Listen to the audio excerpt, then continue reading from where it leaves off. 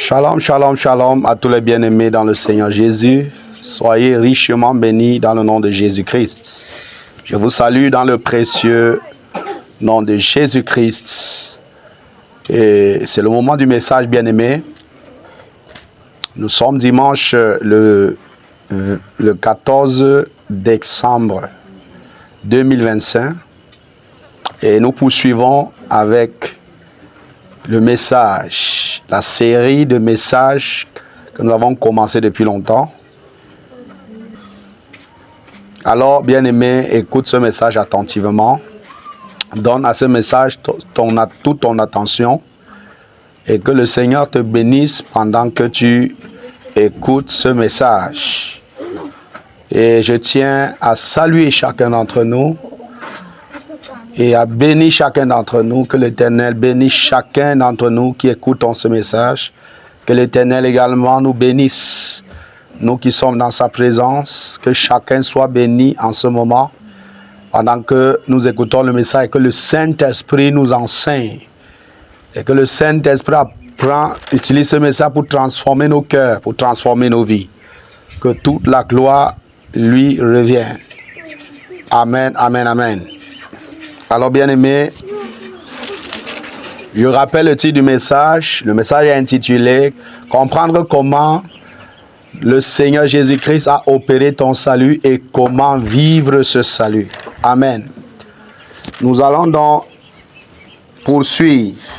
Nous sommes au niveau des fruits. Les fruits du Saint-Esprit qui représentent la vie divine. Dans plusieurs passages de la parole de Dieu, Jésus-Christ lui-même avec ses disciples ainsi que Jean-Baptiste, ils n'ont cessé d'insister sur les fruits que ceux qui vont bénéficier du salut doivent produire. Et nous tous qui écoutons ce message, je suppose que nous sommes tous bénéficiaires de ce grand salut que le Seigneur a acquis pour nous à la croix de Golgotha, bien-aimés. Alors, la parole de Dieu nous exige de produire des fruits. Nous avons parlé de beaucoup de choses. Mais maintenant, nous sommes concentrés sur les fruits même. Parce que nous ne pouvons pas donner ce message sans parler même de la chose qui est au centre de ce message, c'est-à-dire les fruits du Saint-Esprit. Et je rappelle encore, il s'agit des fruits du Saint-Esprit. Ce n'est pas les fruits qui sont en toi. Ces fruits-là ne se retrouvent pas en toi. Les fruits-là, ce sont les fruits du Saint-Esprit. Et nous savons déjà que nous sommes tous nés du Saint-Esprit. Le Saint-Esprit habite en nous. Le Saint-Esprit, c'est Dieu en nous. Le Saint-Esprit en nous nous rend divins. Ce n'est pas le Saint-Esprit que nous sommes nés. Et la Bible dit que le Saint-Esprit par qui nous sommes nés n'est qu'un avant-goût. Cette nouvelle naissance par le Saint-Esprit n'est qu'un avant-goût du plan que Dieu a établi pour nous bien-aimés, avant la fondation du monde. Alors, ça veut dire qu'il y a des choses, bien-aimés, tellement grandes, tellement glorieuses, tellement puissantes, bien-aimés, que le Seigneur nous réserve. Mais ce sera hors de ce monde, ce sera dans son royaume. Ce sera dans son royaume, quand il va prendre le règne éternel et que nous allons régner avec lui. C'est là que nous vivrons la vraie chose.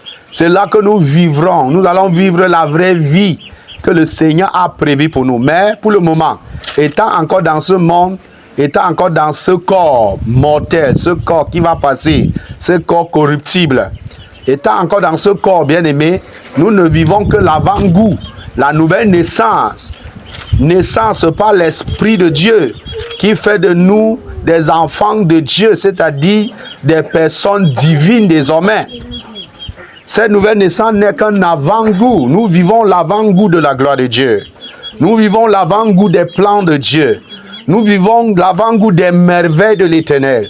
Nous vivons l'avant-goût de ce que Dieu a préparé pour nous, les humains, ceux qui vont croire en son Fils unique, envoyé pour sauver les hommes, ceux qui vont croire en lui.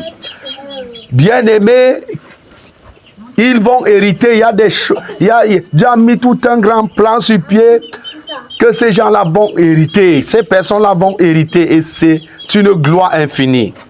Et ces choses nous sont révélées pas dans Apocalypse et d'autres livres de la Bible, que nous allons étudier lorsque le moment va venir.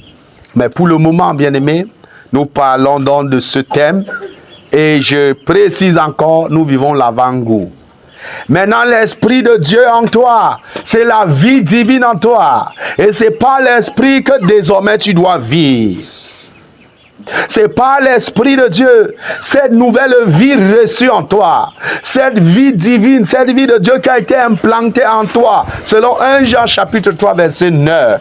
Cette vie-là, cette vie divine-là, cette vie de Dieu-là, c'est cette vie qui doit être désormais manifeste. C'est cette vie qui doit être désormais visible en toi. C'est cette vie qui doit être désormais manifeste en toi. C'est cette vie qui doit être désormais vécue par toi. Mais pour cela, il faut que l'ancien toi meure. Il faut que le vieil homme meure. Pour cela, il faut que le vieil homme meure. Il faut que l'homme livré à lui-même meure, disparaisse, soit crucifié. La Bible dit ceux qui sont en Christ, nous l'avons vu la fois dernière, ont crucifié l'homme livré à lui-même avec ses désirs à la croix. Ils l'ont crucifié, c'est-à-dire sa place est désormais à la croix. Maintenant, c'est le nouveau homme créé à l'image de Christ qui vit, qui est visible, qui est manifeste.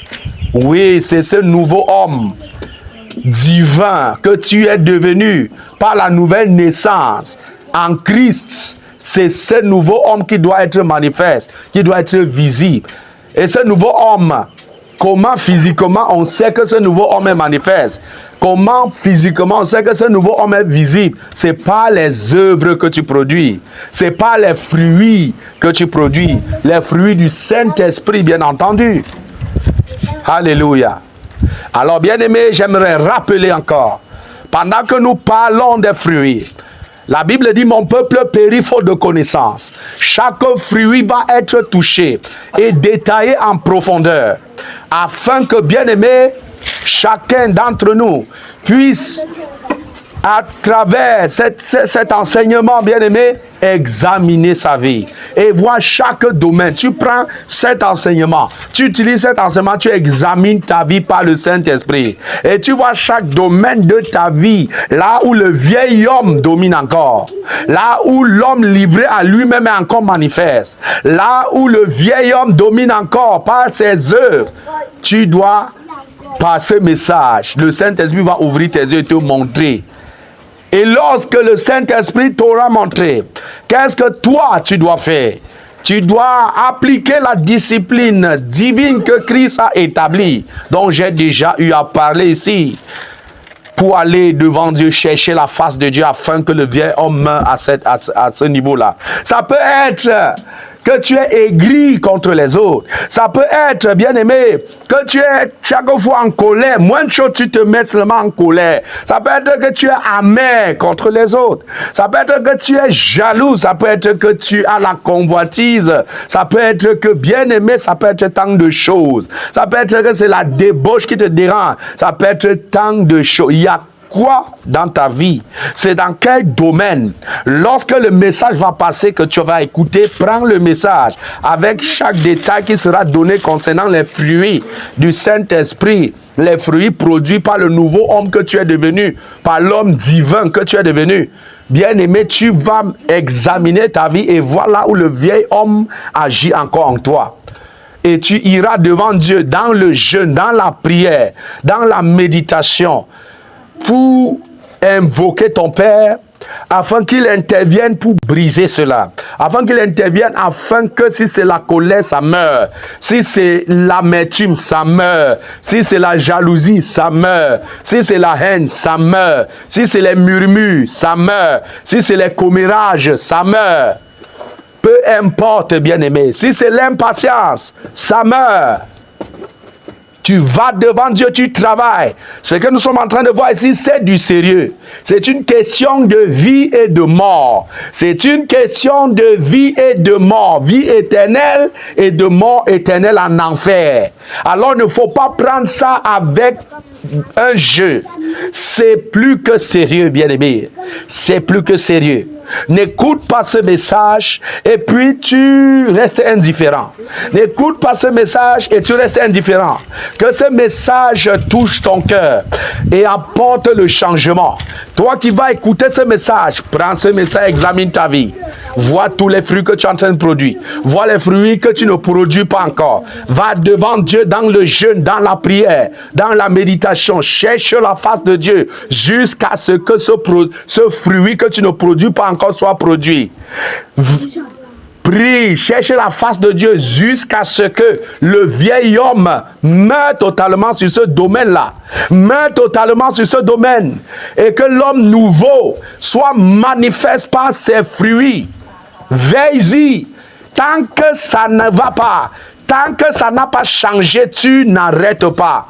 Tant que ça n'a pas changé, bien-aimé, tu n'arrêtes pas, tu restes au pied du Seigneur, dans le jeûne, dans la prière, jusqu'à ce que ça change. Alléluia. Jusqu'à ce que ça change. Tu restes au pied du Seigneur, bien-aimé. Tu restes au pied du Seigneur. Alors, nous allons lire le passage en question.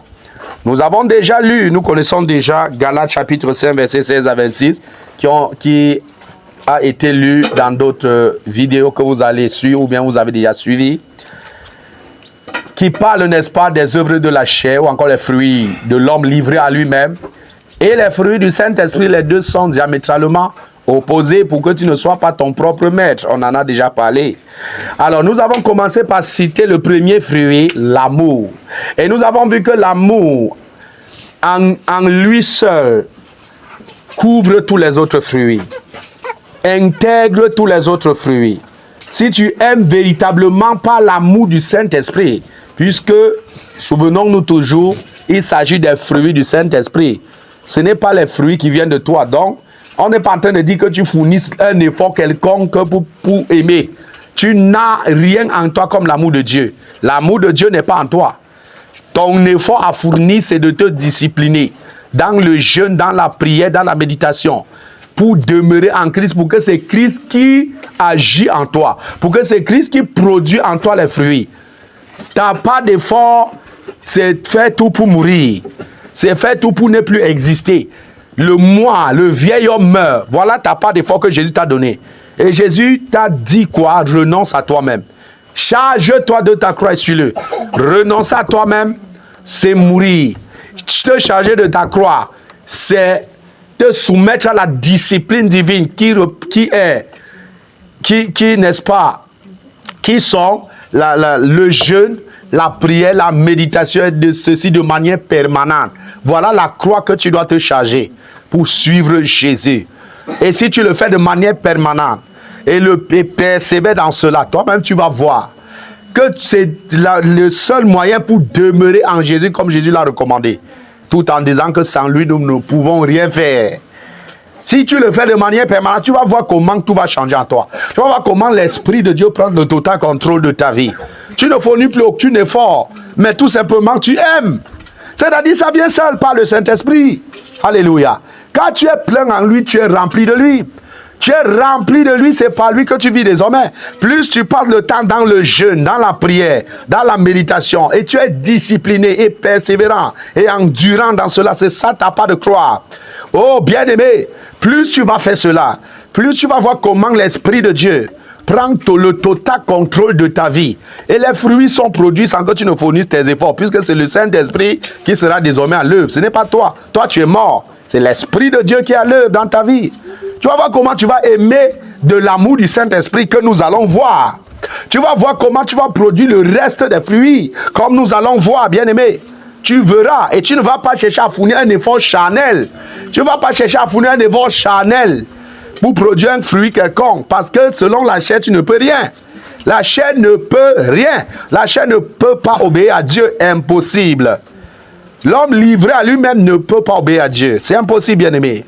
C'est totalement impossible.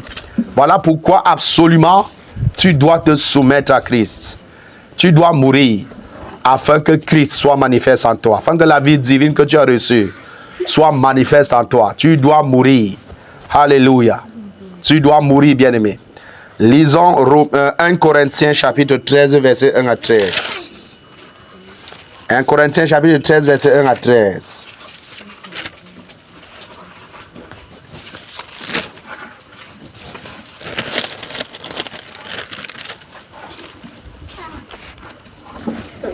1 Corinthiens chapitre 13, verset 1 à 13. Je lis au nom de Jésus. Amen. En effet, supposons que je parle les langues des hommes et même celles des anges. Si je n'ai pas l'amour, je ne suis rien de plus qu'une trompette claironnante ou une cymbale bruyante. Supposons que j'ai le don de prophétie, que je comprenne tous les mystères et que je possède toute la connaissance. Supposons même que j'ai dans toute sa plénitude la foi qui peut transporter les montagnes. Si je n'ai pas l'amour, je ne suis rien. Si même je sacrifiais tous mes biens et jusqu'à ma vie pour aider les autres, au point de pouvoir m'en vanter, si je n'ai pas l'amour, cela ne me sert de rien. L'amour est patient, il est plein de bonté. L'amour, il n'est pas envieux, il ne cherche pas à se faire valoir, il ne s'enfle pas d'orgueil. Il ne fait rien d'inconvenant, il ne cherche pas son propre intérêt, il ne se rit pas contre les autres, il ne blâme pas le mal. L'injustice l'attriste, la vérité le réjouit. En toute occasion, il pardonne, il fait confiance, il espère, il persévère. L'amour n'aura pas de fin. Les prophéties cesseront, les langues inconnues prendront fin et la connaissance particulière cessera. Notre connaissance est partielle et partielles sont nos prophéties. Mais le jour où la perfection apparaîtra, ce qui est partiel cessera. Lorsque j'étais enfant, je parlais comme un enfant. Je pensais et je raisonnais en enfant. Une fois devenu homme, je me suis défait de ce qui est propre à l'enfant. Aujourd'hui, certes, nous ne voyons que d'une manière indirecte, comme dans un miroir. Alors nous verrons directement dans le temps présent. Je connais d'une manière partielle, mais alors je connaîtrai comme Dieu me connaît. En somme, 3 choses demeurent: la foi, l'espérance et l'amour. Mais la plus grande d'entre elles, c'est l'amour. Amen. Amen. Gloire à Jésus, bien-aimé. Nous rendons grâce à Dieu pour ce merveilleux passage biblique très profond. La fois dernière, nous nous sommes arrêtés au niveau du verset 4 qui disait « L'amour est patient ». Alléluia. L'amour est patient. Nous avons déjà parlé de la patience. Première caractéristique de l'amour, c'est la patience. Et la patience est l'un des fruits du Saint-Esprit.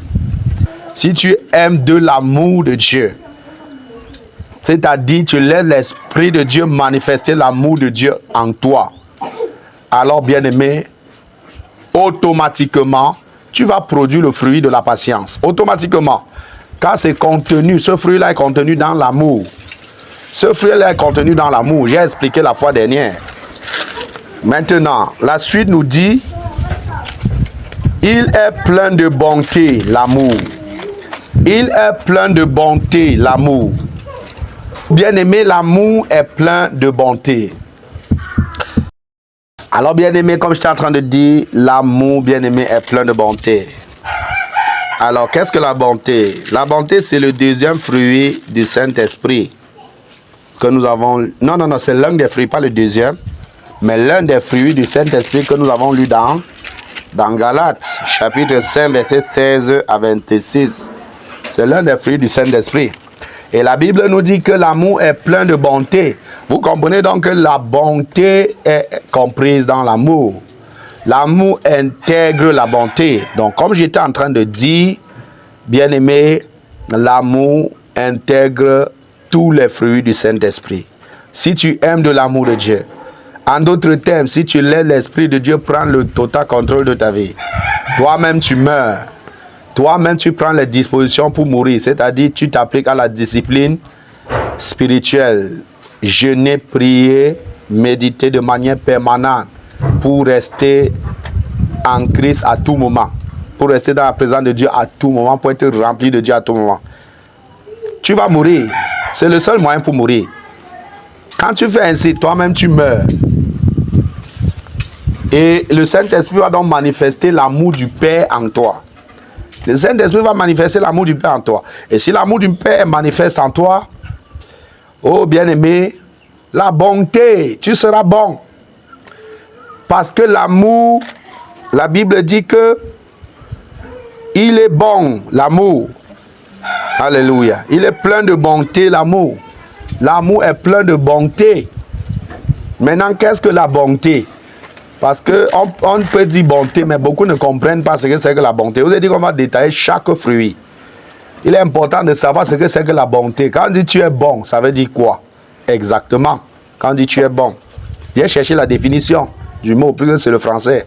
J'ai cherché la définition du mot pour nous amener à mieux comprendre qu'est-ce que la bonté. Quand on dit que tu es bon, ça veut dire quoi? Ça veut dire tu fais quoi? Ça veut dire que tu agis comment?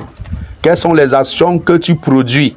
Qu'on conclut à partir de ces actions-là, en regardant ces actions-là, on conclut que tu es un homme bon, comme Dieu est bon. Quelles sont les actions, bien-aimées, que tu produis? Alors, la bonté est une qualité morale ou une vertu qui se manifeste par une disposition à faire le bien. La bonté, c'est quoi? Ton cœur a les dispositions à faire le bien. Tu as les dispositions à faire le bien, bien-aimé. Tu as la qualité morale, tu as la vertu qui se manifeste par la disposition à faire le bien. Ton cœur est disposé à faire le bien, à traiter les autres avec bienveillance. C'est ça être bon. La bonté se manifeste le plus souvent envers les autres. La bonté ne se manifeste pas envers toi-même. Non. La bonté, c'est envers les autres que ça se manifeste. Tu fais du bien aux autres. Tu traites les autres avec bienveillance. Tu manifestes de la compassion et de la générosité envers les autres. Tu compatis envers quelqu'un peut-être qui est malade, envers quelqu'un peut-être qui est handicapé, envers quelqu'un peut-être qui est pauvre, avec quelqu'un peut-être qui traverse des situations difficiles. Tu compatis avec lui. Tu es généreux envers le pauvre. Tu es généreux envers celui qui a faim, qui a soif. Tu es généreux, tu pratiques l'hospitalité, etc. Tu fais du bien, tout le bien que nous pouvons imaginer. Tu le fais envers l'autre. C'est ça, être bon envers les autres, bien-aimés. C'est ça, être bon. Cherchant activement à soulager leur souffrance et à contribuer à leur épanouissement. Est-ce que tu comprends ça, bien-aimé? Cherchant activement. Dans la bonté, il y a l'action. Tu es actif. On peut encore dire cherchant ardemment. Tu le fais avec ardeur. C'est de tout le cœur que tu le fais. C'est de tout ton cœur que tu le fais. Et lorsqu'on touche le cœur, on voit directement l'amour. Alléluia. Car c'est par le cœur qu'on aime. C'est par le cœur qu'on aime. Et lorsque le cœur est complètement soumis à Christ, lorsque Christ remplit totalement le cœur, alléluia, ce cœur va aimer. Et si ce cœur aime, ça veut dire ce cœur va manifester la bonté envers les autres. C'est-à-dire faire du bien envers les autres. C'est-à-dire traiter les autres avec bienveillance. Manifester de la compassion envers ceux qui sont dans la souffrance. Être généreux envers ceux qui sont dans le besoin. Peu importe le besoin. Cherchant activement à soulager la souffrance et à contribuer à l'épanouissement des autres. Quelqu'un qui est dans la souffrance, tu cherches à soulager sa souffrance et cela vient du cœur. Tu ne le fais pas pour te vanter, pour qu'on te voit bien, on t'apprécie, on t'élève, on te loue, on t'adore, pour que ces gens-là te louent, ils t'adorent, ils te glorifient. Non, tu ne le fais pas pour cela. Tu ne le fais pas pour te vanter. Non. Non. Car nous avons vu même d'ailleurs au début de ce passage, lorsque nous étions en train de lire, que même si tu donnes tous tes biens aux pauvres au point de t'en vanter, mais que tu n'as pas l'amour, cela ne te sert à rien. Il est précisé au point de t'en vanter. Ça veut dire que si tu fais le bien aux autres, pour te vanter, pour que ces personnes à qui tu es en train de faire le bien là, ils t'apprécient, ils te glorifient, ils t'élèvent, ils te louent. Si tu le fais, ce n'est pas ça la bonté. Ce n'est pas ça la bonté que tu manifestes envers lui. Non, ce n'est pas ça la bonté. Ça, c'est autre chose. Tu recherches ta propre gloire à toi. Alléluia. Tu recherches ta propre gloire à toi. Oui, chez les païens, tu vois des personnes qui sont riches et qui sont très généreux envers les autres. Et qui aiment être appréciés, qui aiment être glorifiés, qui aiment être honorés, élevés. Non, non, non, ce n'est pas la bonté. Dans le monde, on va dire, non, cet homme, il est très bon, il est très généreux, il est très bon, il est très généreux. Non, il n'est pas bon. Il n'est pas bon. Selon Dieu, il n'est pas bon. Selon la parole de Dieu, il n'est pas bon. Maintenant, en Christ, oh bien-aimé, la bonté est une vertu, un fruit du Saint-Esprit, comprise dans l'amour. Alléluia. Comprise dans l'amour. Gloire à Jésus. La bonté est comprise dans l'amour, bien-aimé. La bonté est comprise dans l'amour.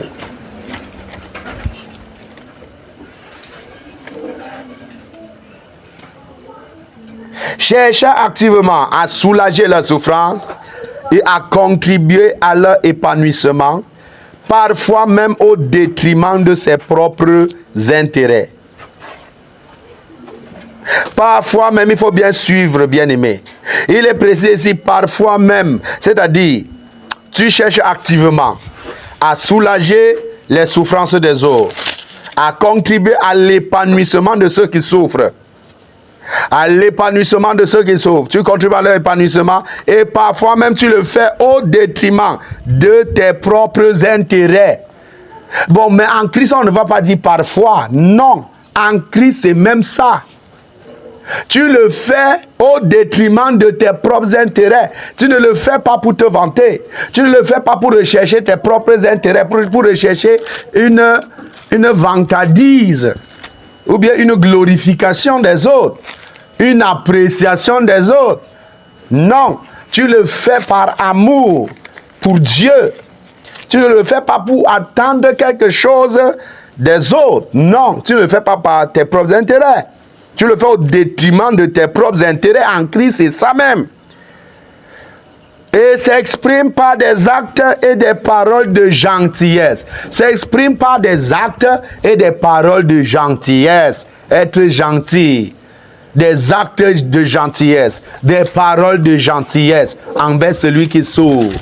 Alléluia. Envers celui qui est dans le besoin. Normalement, un enfant de Dieu est gentil. Un enfant de Dieu doit être gentil. Un enfant de Dieu doit être gentil dans ses actions. Car la douceur, c'est l'un des fruits du Saint-Esprit que nous devons manifester. Alléluia. La douceur, un enfant de Dieu doit être doux. Une personne gentille est une personne douce. Dans ses actions, il est doux, il est gentil. On ressent la douceur. Alléluia. Oh, bien-aimé. Dans ses paroles ne sont pas violentes. Ces paroles ne sont pas des paroles, c'est pas moi. Non, ce sont des paroles qui apaisent, qui apportent la paix. Quand il parle, ça apaise les cœurs. Quand il parle, ça rassure les cœurs. Quand il parle, bien aimé, les gens veulent l'écouter. Car ce qu'il parle les apporte la paix, les apporte la joie, les soulage, les fortifie, les encourage, les encourage. Les relève de leur chute, je vous l'ai dit, et non élève, les relève de leur chute. Oh bien-aimé, paroles de gentillesse, les actes de gentillesse, voilà les qualités de la bonté. La bonté, que veut dire la bonté? Tout ce que je suis en train de dire. Elle est l'expression d'une humanité profonde, allant au-delà de la simple empathie et est souvent considérée comme un attribut divin dans de nombreuses traditions. Bon, là, c'est le dictionnaire qui est en train de commenter. Alléluia. C'est le dictionnaire qui est en train de commenter, bien-aimé. Mais nous savons, le dictionnaire ici est en train de parler des traditions, mais nous savons que cela vient de la Bible. La bonté est un attribut. divin, justement, comme il est en train de dire, parce que ça vient de la parole de Dieu. C'est un fruit du Saint-Esprit. C'est l'un des fruits que manifeste une personne divine, une personne qui est habitée par Dieu, qui est habitée par la vie divine. Oui, la bonté est l'un des fruits que tu dois manifester, bien-aimé.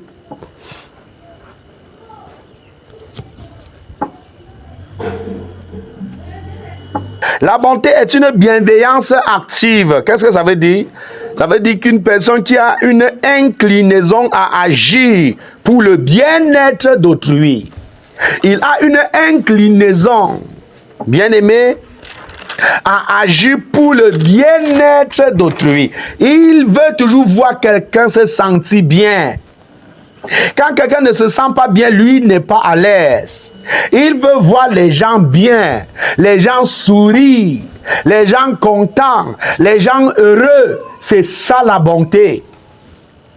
La recherche du bien-être de ton frère en Christ, de ta soeur en Christ, c'est ça la bonté. La recherche du bien-être, bien-aimé. C'est ça, bien-aimé, la bonté. C'est ça la bonté.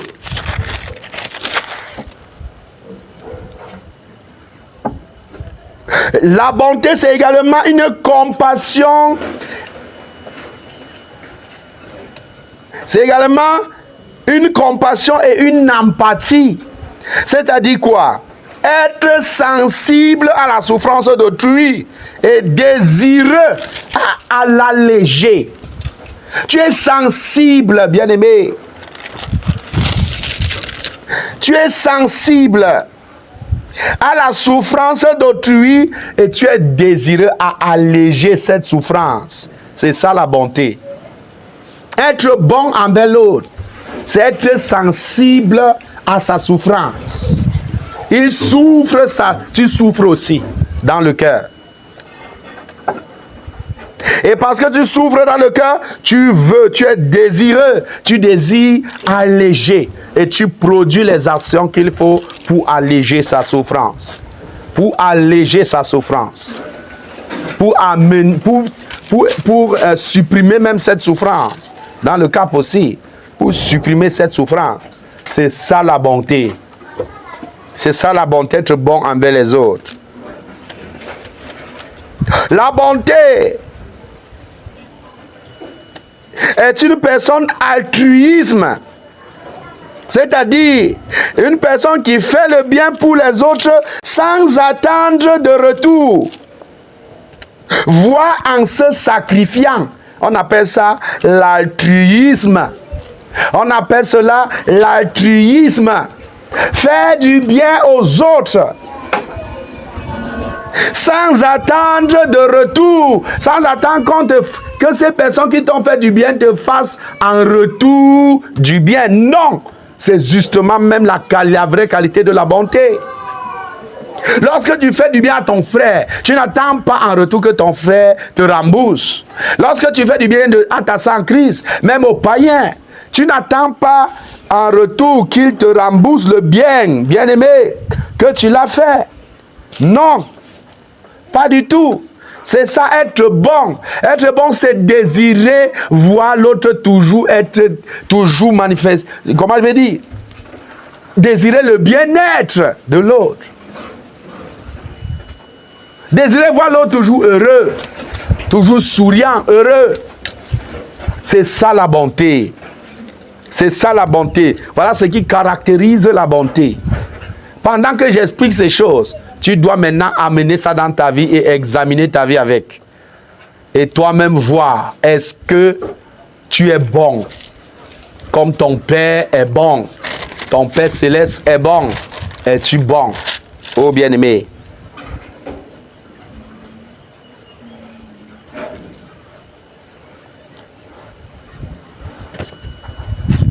Tu te sacrifies pour les autres.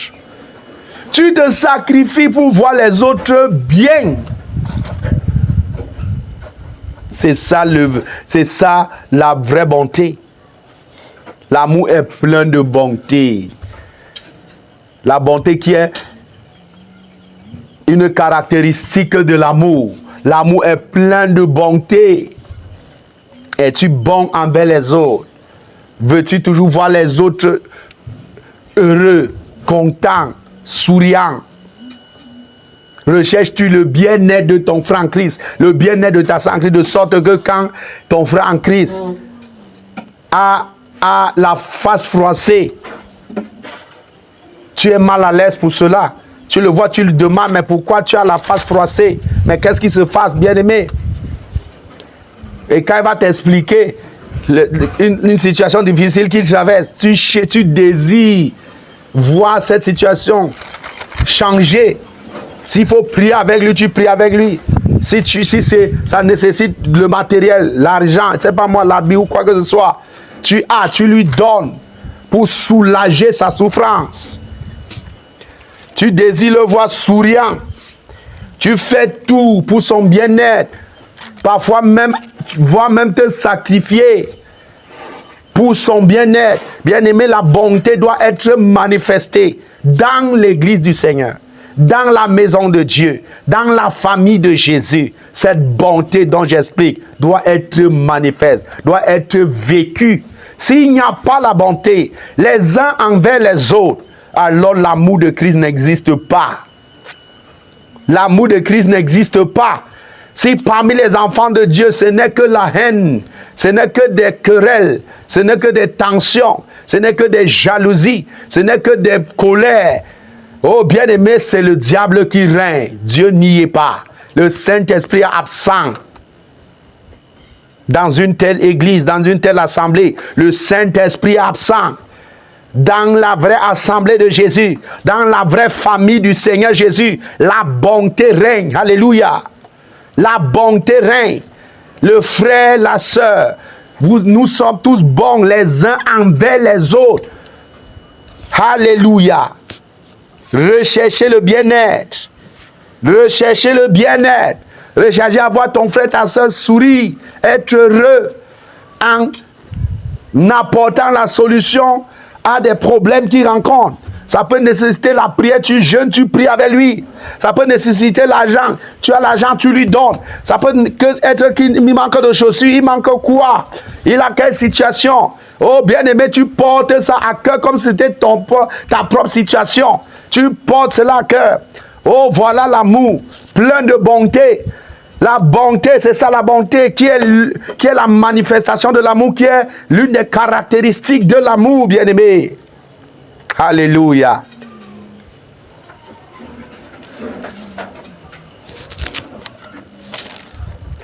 La bonté a également une qualité morale, qui est une vertu fondamentale opposée à la méchanceté. Qui est une vertu fondamentale opposée à la méchanceté. Oh bien-aimé, une personne qui n'est pas bonne est une personne méchante. Est une personne dont le cœur est habité par la haine, par l'amertume, par la colère, par la jalousie, par les rivalités. Une personne bonne est habitée par tous ces sentiments diaboliques, ténébreux. Rivalité, concurrence. Dans l'église de Jésus, jamais. Ce n'est pas ça qui doit régner.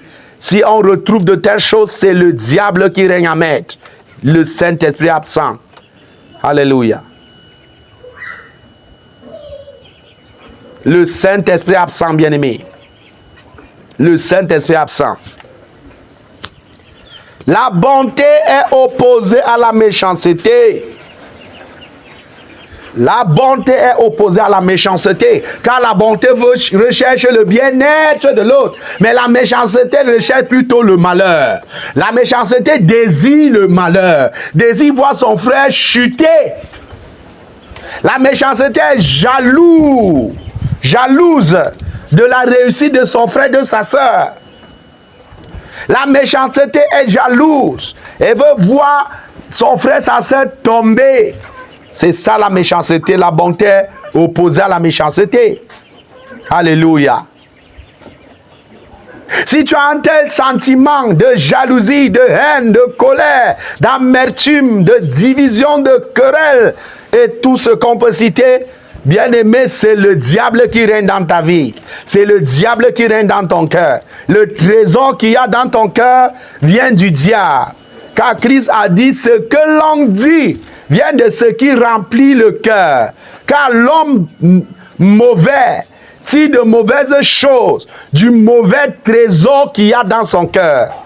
Tandis que l'homme bon tire de bonnes choses, du bon trésor qu'il y a dans son cœur. Si ton cœur est habité par la vie divine, par le Saint-Esprit, le vieil homme est mort, le vieil homme est crucifié, tu l'as crucifié. Et que c'est la vie divine qui est visible, qui est manifeste, alors ton cœur sera bon. Oui, ton cœur sera bon. Oui, ton cœur sera bon. Il n'y aura pas, dans ton cœur, il y aura l'absence de haine, de colère, d'amertume, de querelle, de division, de je ne sais quoi d'autre, des rivalités, des concurrences et tout le reste. Tout ça sera absent dans ton cœur. Tu vas te réjouir de la réussite de ton frère, de ta soeur. Tu vas te réjouir de voir ta soeur. Car dans ton cœur, tu désires le bien-être de ta soeur. Et quand ta soeur, ton frère, oh bien-aimé, réussi quelque chose, tu vas te réjouir avec lui. Tu seras heureux, tu vas louer Dieu, tu vas adorer Dieu, tu vas bénir l'Éternel avec lui. C'est ça la bonté. Alléluia. C'est ça la bonté. Voilà ce qui doit régner dans ton cœur. La bonté est opposée à la méchanceté. La bonté est opposée à la méchanceté. Oh bien-aimé. Alléluia. Oh, gloire à Jésus. Expression de bonté. Quelles sont les expressions de bonté? Première expression de bonté, par les actes et les paroles. Comment on exprime la bonté? Comment la bonté s'exprime-t-elle? Ça s'exprime par les actes et les paroles. C'est-à-dire quoi? Des actions concrètes ou des mots concrets qui montre de la gentillesse et de l'intérêt envers l'autre, envers ton frère, envers ta soeur. Tu poses des actions concrètes.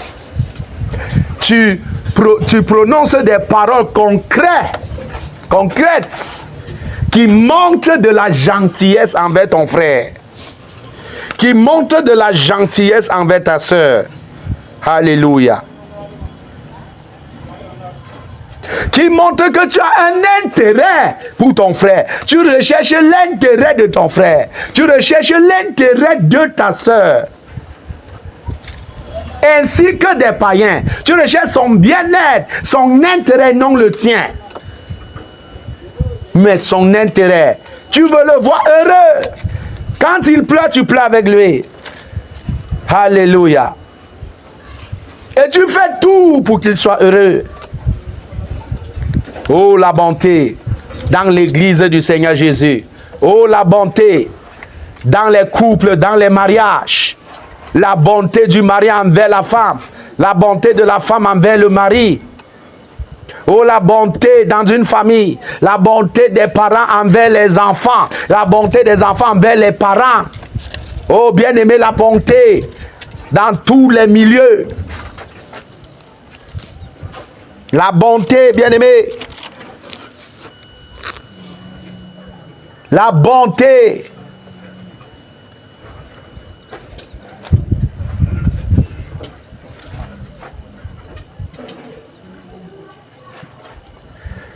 Deuxième expression de la bonté.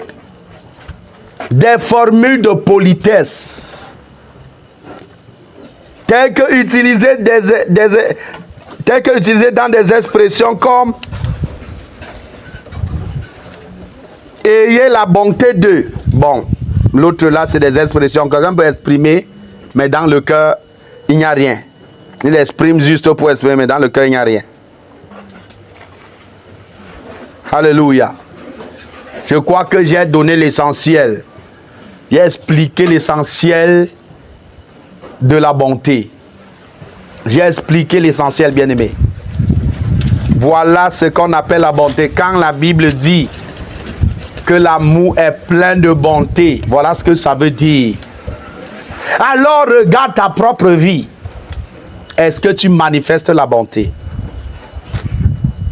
Bien-aimé, regarde ta propre vie. La bonté est-elle présente ou absente?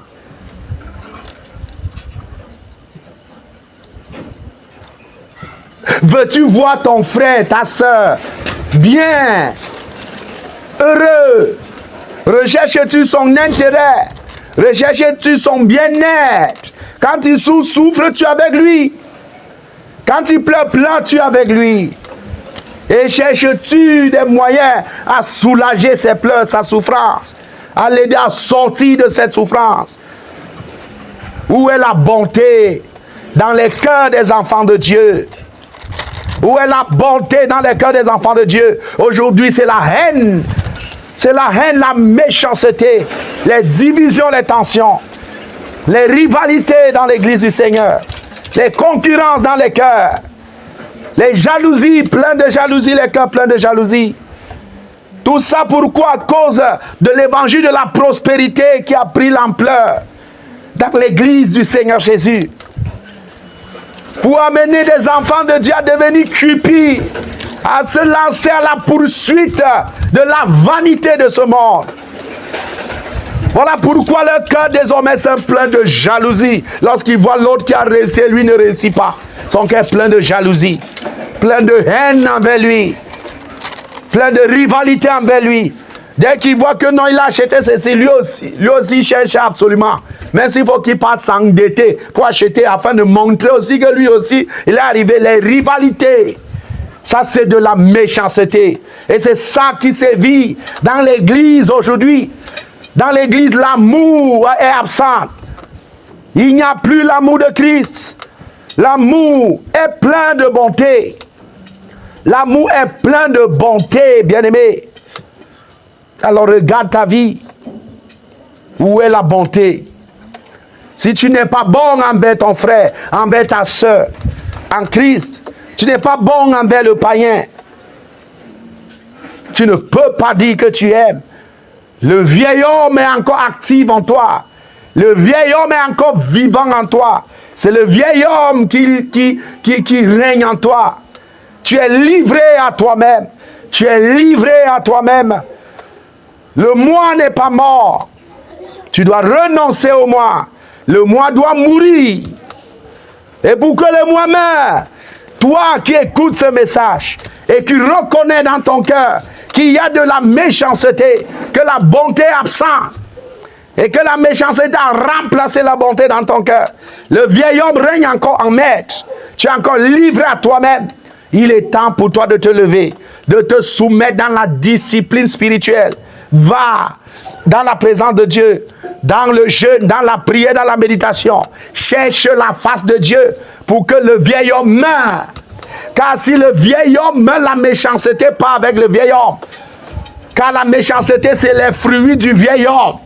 La méchanceté, c'est les fruits de l'homme livré à lui-même. C'est les œuvres du vieil homme, la méchanceté.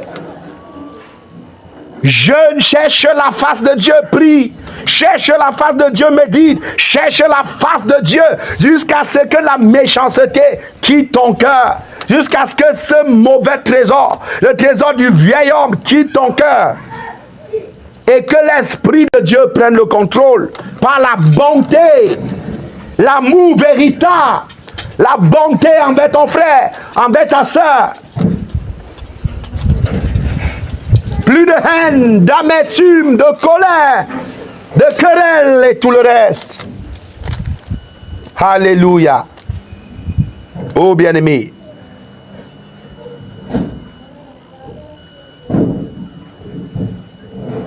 Désirez toujours voir l'autre heureux, content, souriant. Recherchez son bien-être. Compatir avec lui. Pleurer avec lui. Souffrir avec lui quand il souffre. Cherchez à soulager sa souffrance.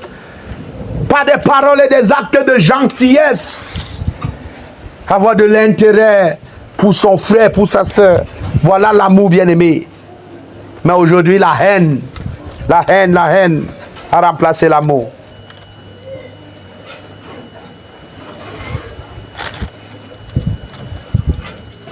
Bien-aimé, voilà ce qui doit régner dans la maison de Dieu. Voilà ce qui doit régner dans la maison de Dieu. Être bon comme ton Père est bon. Comme ton Père céleste est bon. C'est ça qui doit régner dans la maison de Dieu. Si tu ne le fais pas, alors tu n'aimes pas.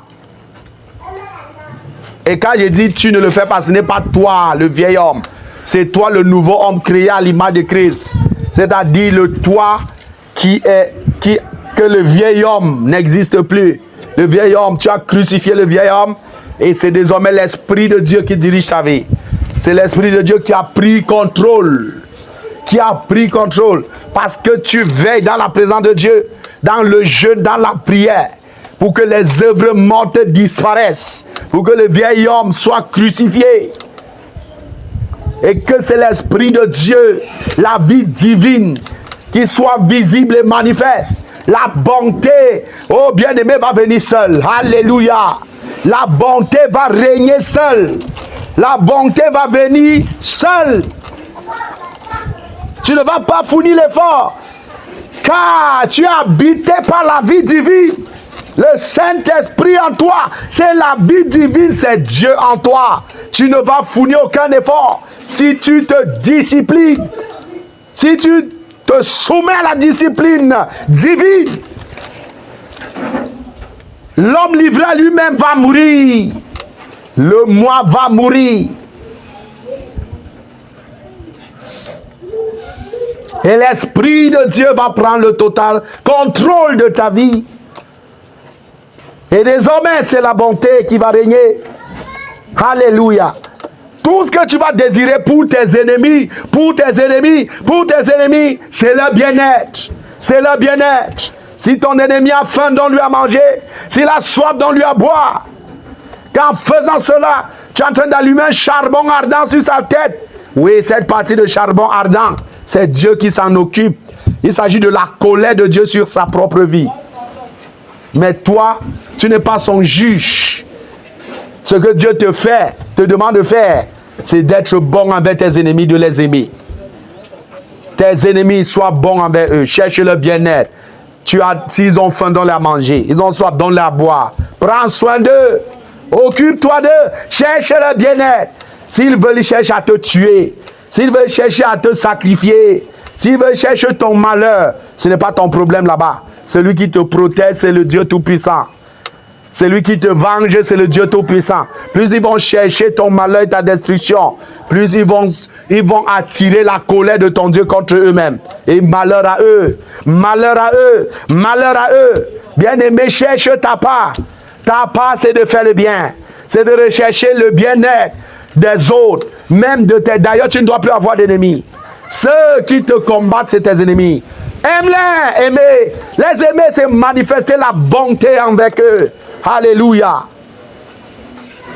Les aimer, c'est être patient devant Dieu. Priez même pour eux et être patient. Priez pour vos ennemis. Priez pour qu'ils connaissent Jésus, qu'ils acceptent Jésus pour être sauvés. Être patient avec eux. L'amour est patient, on en a déjà parlé. Aujourd'hui, c'est la bonté. L'amour est plein de bonté. Être bon avec eux. Chercher le bien-être. Chercher à les voir heureux. Je dis tes ennemis. Ce n'est même plus ton frère et ta sœur Christ dont je parle. J'ai déjà parlé de l'église déjà. Mais je vais au-delà de l'église car Christ a dit aimez vos ennemis. Alléluia. L'amour ne se limite pas dans l'église. Si Christ est allé jusqu'à demander d'aimer tes ennemis, il faut donc voir le degré de l'amour que Christ recommande à son église.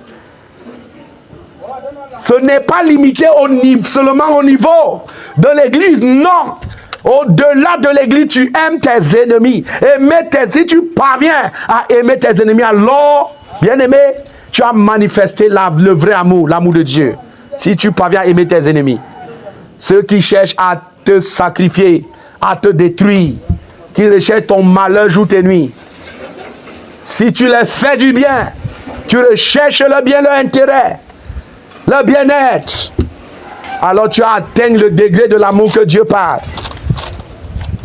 Et pour cela, le vieil homme doit mourir. Le vieil homme doit mourir. Ils te font souffrir, mais tu cherches toujours le bien. Ils te font souffrir, mais tu recherches toujours le bien. Le bien-être. Malgré les malheurs qu'ils t'ont infligés, tu les aimes toujours, tu pries pour eux. Regardez Jésus à la croix prier pour ceux qui le crucifient. Ils ont fini de le crucifier avec des longs et gros clous. Maintenant, ils sont en train de se moquer de lui et lui demander de descendre de la croix. Ils sont en train de l'humilier. Il a sauvé les autres, mais il ne peut pas se sauver lui-même. Si tu es fils de Dieu, descends de la croix. Il se moque de lui. Il l'humilie après l'avoir crucifié avec les gros clous. Mais voilà Christ sur la croix en train de prier pour eux. Oh Père, pardonne-les, car ils ne savent pas ce qu'ils font. Oh, quel amour! Christ recherche le bien-être de ses ennemis, le salut de ses ennemis, de ceux qui le persécutent, de ceux qui le sacrifient, de ceux qui sont en train de le crucifier. Il recherche le bien-être. Il prie pour eux. Il prie pour eux. Il recherche le salut. Voilà l'amour. Plein de bonté. Alléluia. Voilà l'amour plein de bonté. Alors, bien-aimé, regarde ta propre vie. Est-ce que tu aimes comme Dieu demande? Est-ce que cet amour est manifeste en toi? Si en toi n'habite que la méchanceté, qui se manifeste par la haine, par des jalousies, des rivalités, des concurrences, l'orgueil, l'égoïsme, l'amertume et tout le reste. Oh, bien-aimé, c'est la méchanceté qu'il y a. L'amour n'y est pas. L'amour n'y est pas la vantardise. Dans un cœur où un cœur qui est habité par l'amour, qui est habité par la bonté. Oh bien-aimé, l'égoïsme est absent. La bonté ne recherche pas son intérêt personnel.